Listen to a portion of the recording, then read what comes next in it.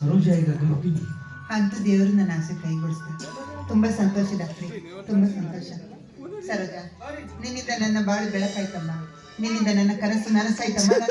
ಹೊಸ ಟೆಕ್ನಾಲಜಿ ಬಂದಟ ಅದಕ್ಕೆ ಜಲ್ದಿ ಆಗೈತೆ. ನಮಗ ಡಾಕ್ಟರ್ ಹೇಳ್ಯಾರ ನನಗೆ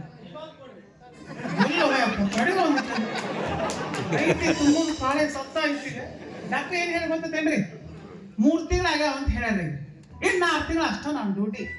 6 ತಿಂಗಳು ಮೂಕಿಲ್ಲ ನಾನು ರೊಕ್ಕ ನಾನು ಕೊಟ್ಟು ಕಳಿಸ್ಬಿಡ್ಬೇಕು ವಿಷಯ ನೋಡಿದ. ಸರೋಜ, ನಿನ್ನ ಮಾತೊಳಗೆ ಅರ್ಥನೇ ಆಗಲ್ಲ, ನಾನು ಹೇಳ್ತೀನಿ ಸುಮ್ಮನೆ.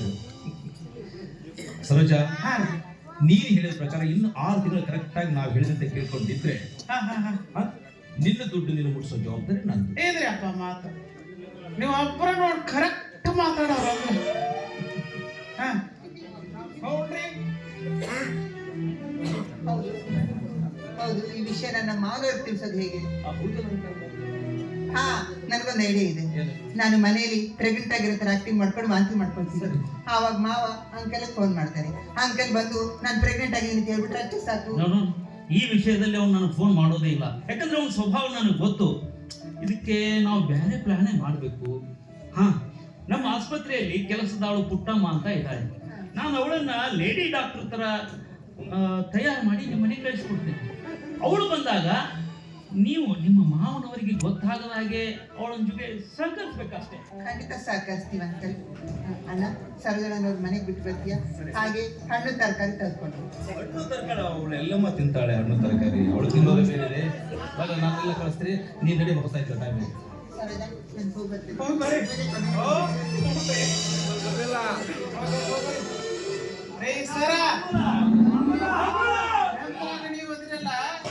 ದವಾಖಾನೆ ಕರ್ಕೊಂಡು ಹೋದ 2 ತಾಸಾತು. ನನ್ನ ಬಗ್ಗೆ ಸ್ವಲ್ಪ ವಿಚಾರ ಮಾಡಿ. ಏನಾಯ್ತು? ನನ್ನ ಪರಿಸ್ಥಿತಿ ಅವ್ರಿಗೆ ಅರ್ಥ ಆಗಬೇಕು, ನಿಮಗ್ ತಿಳಿವಾತಲ್ಲ. ನೋಡ್ರಿ, ಆಸ್ಪತ್ರೆ ಕಾರಲ್ಲಿ ಮಾತ್ರ ಹಾಕೋತೆ ನಡಿ. ಬ್ಯಾಡ ಅಂತ ಬಿಡ್ರಿ, ದವಾಖಾನೆ ಐತೆ ಅಂತ. ಆದ್ರೆ ಈಗ ಎಲ್ಲಿ ಕೊಡವ್ರ? ಹಾ, ಹೇಳಿ. ಆಯ್ತಮ್ಮ, ಆಯ್ತು. ವಿಚಿತ್ರ ನಮಗಳು. ಪುಟ್ಟಮ್ಮ ಬಾರಮ್ಮ ಇಲ್ಲಿ.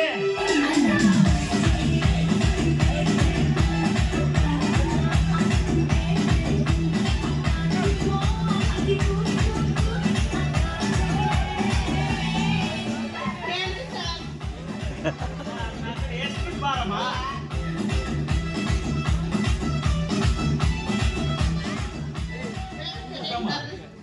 ನಿನಗೆ ಧಾರಾವಾಹಿ ನೋಡುವ ಹವ್ಯಾಸ ಬಹಳ ಇತ್ತು. ಹ್ಞೂ ಸರ.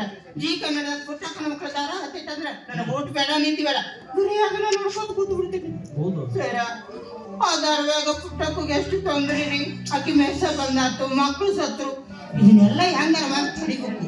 ಅದನ್ನು ತಡಿಬೇಕು ಅಂದ್ರೆ ನೀನು ಧಾರಾವಾಹಿಯೊಳಗೆ ಯಾಕೆ ಮಾಡ್ಬೇಕು? ಒಂದ್ ಚಾನ್ಸ್ ಕೊಟ್ಟು ನೋಡ್ರಿ ಸರ, ಹೆಂಗ ಆಕ್ಟಿಂಗ್ ಮಾಡ್ತೀನಾರಂತ.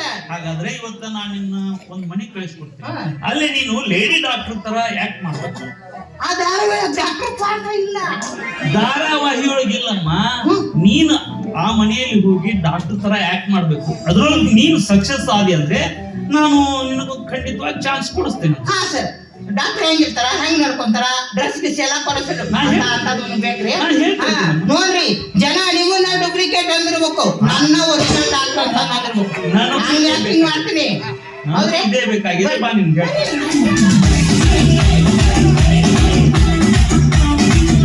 ನನ್ನ ಮಗ ಸೊಸೆ ದೃಷ್ಟಿಯಲ್ಲೂ ನನ್ನನ್ನು ಕೆಟ್ಟದನ್ನಾಗಿ ಮಾಡಬೇಕು ಬಂದಿದ್ದೆ. ಈ ಮನೆಯಲ್ಲಿ ಮೊಮ್ಮಕ್ಕಳನ್ನ ಕಾಣಬೇಕು ಅಂತ ಆಸೆ ಪಟ್ಟಿದ್ದು ತಪ್ಪೆ. ನಾನು ನನ್ನ ಸೊಸೆಗೆ ಎಂಥ ನಿಷ್ಠವಾಗಿ ಮಾತನಾಡಿದ್ರು ಅವಳು ಒಂದಿಗೂ ಬೇಸರ ಮಾಡಿಕೊಳ್ಳಿಲ್ಲ, ನನಗೆ ತಿರುಗಿ ಮಾತಾಡಿಲ್ಲ. ಅಂತ ಮಲ್ಲಿಗೆ ಅಂತ ಗುಣದವಳು ನನ್ನ ಸೊಸೆ. ಏನ್ ಮಾಡೋದು, ಅಪಾರವಾದ ಸಂಪತ್ತು, ಒಬ್ಬನಿಗೊಬ್ಬ ಮಗ, ಮುಟ್ಟಿನಂತ ಸೊಸೆ. ಮನಸ್ಸಿಗೆ ಮಾತ್ರ ನೆಮ್ಮದಿ ಇಲ್ಲ. ನನ್ನ ಜನ್ಮಕ್ಕೆ ಧಿಕ್ಕಾರ.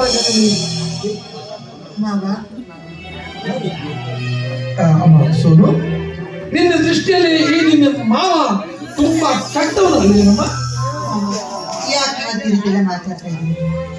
ಕಷ್ಟದಲ್ಲಿ ತಾಳ್ಮೆ, ನಷ್ಟದಲ್ಲಿ ಸಹನೆ, ದುಃಖದಲ್ಲಿ ಸಮಾಧಾನ, ಇವೆಲ್ಲವನ್ನು ಜೀವನದಲ್ಲಿ ಅಳವಡಿಸ್ಕೊಂಡ್ರೆ ಯಾರು ಯಾರ ದೃಷ್ಟಿಯಲ್ಲಿ ಕೆಟ್ಟವರ ಕಾಣೋದಿಲ್ಲ ಮಾವ. ನೋಡ್ತಾಯಿ, ನಿನ್ನ ವಿಚಾರ ಬಹಳ ದೊಡ್ಡದಾದ್ರೆ ಏನ್ ಮಾಡೋದು? ಅಪುತ್ರಸ್ಯ ಗತಿ ನಾಸ್ತಿ ಅಂತ ಹೇಳ್ತಾರೆ. ಅಂದ್ರೆ ಮಕ್ಕಳಲ್ಲಿವರಿಗೆ ಮೋಕ್ಷ ಇಲ್ಲ ಅಂತ ಹೇಳ್ತಾರೆ.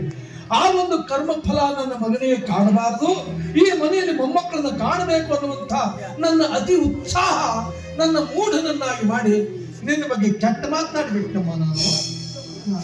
ನೀವೇ ನಂಬ್ಕೊಳ್ಬೇಡಿ ಮಾವ. ನಿಮ್ಮ ಆಸೆ ಫಲಿಸುವ ಕಾಲ ತೀರಾ ಹತ್ತಿರಕ್ಕೆ ಬಂದಿದೆ ಅಂತ ನನಗೆ ಅನಿಸ್ತಾ ಇದೆ. ಅಂದ್ರೆ ನಮ್ಮ ನಿನ್ನ ಮಾತು ಈ ಒಂದೆರಡು ತಿಂಗಳಿಂದ ನನಗೆ ಸರಿಯಾಗಿ ಊಟ ಸೇರ್ತಾ ಇಲ್ಲ, ತಲೆ ತಿರುದಂಗೆ ಆಗುತ್ತೆ, ವಾಂತಿ ಬಂದಂಗೆ.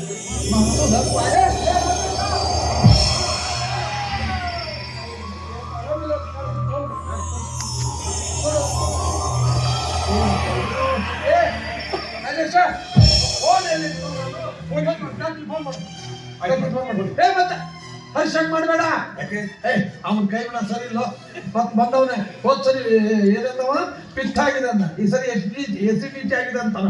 ಬೇಡ, ಯಾರೋ ಲೇಡಿ ಸ್ಪೆಷಲಿಸ್ಟ್ ಮಾಡಿ ಬೇರೆ ಡಾಕ್ಟರ್ ನಂಬರ್